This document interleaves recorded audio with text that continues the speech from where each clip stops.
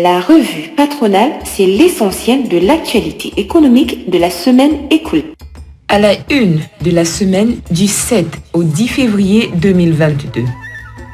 TIC, le Cameroun lance un incubateur national pour dynamiser l'industrie du numérique.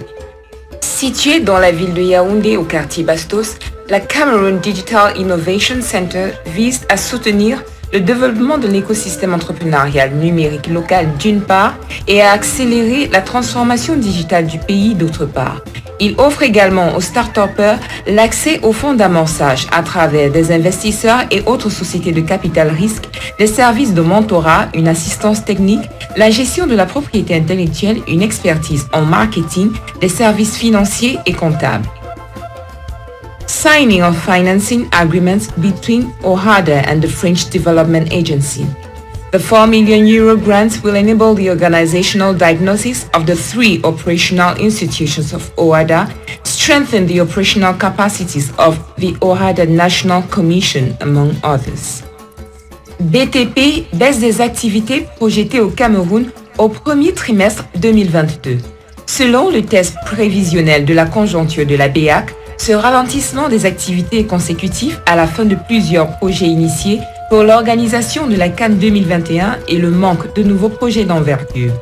Elle serait également consécutive à l'abandon de certains chantiers par les entreprises de BTP en raison de défauts de paiement des décomptes par l'État et la flambée des prix des intrants.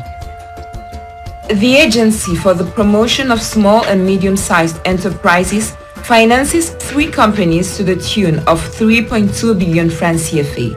These companies are Public Graphic Concept, Saveur du Cameroun, and Africulture.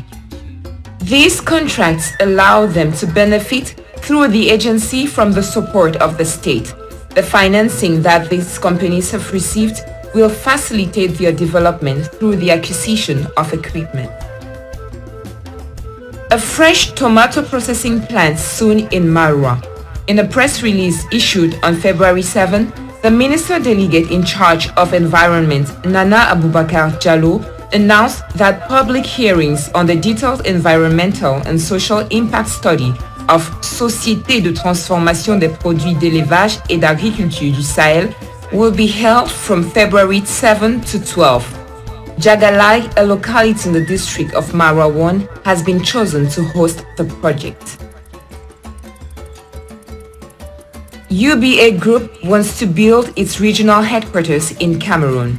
On an official visit to Cameroon, Tony Elumelu, CEO of the United Bank for Africa, announced the willingness of his group to establish its regional headquarters in Cameroon. With over 20 branches in the country, the bank intends to expand, diversify, and strengthen its investment in areas such as tourism and energy. Contrat de liquidité obligatoire pour l'admission d'une valeur à la cote de la BVMAC. Le conseil d'administration de la BVMAC a décidé de systématiser pour les émetteurs de valeurs mobilières l'obligation de signer un contrat de liquidité avec une société de bourse. Concrètement, les émetteurs sollicitant l'admission de leurs titres doivent mettre à la disposition d'une société de bourse avec lesquelles ils ont signé les 10 contrats une enveloppe financière et des titres en utilisant comme assiette le volume de l'emprunt souscrit par les investisseurs. Management Update. Florian Djoubissi rejoint le groupe BGFI Bank Cameroun en qualité de directeur de la banque de détail. Précédemment en service à la Société Générale Cameroun, où il a passé 14 années, cette nomination s'inscrit dans l'optique du lancement de cette nouvelle banque de détail. Cameroonian Jean-Luc Zougou has been appointed General Manager of Advance Congo. He takes control of Advance Bank in Congo with 15 years of experience in several subsidiaries of the Advance Group, Cameroon, Côte d'Ivoire and Nigeria. L'intégralité de l'information, c'est sur www.legicam.cm.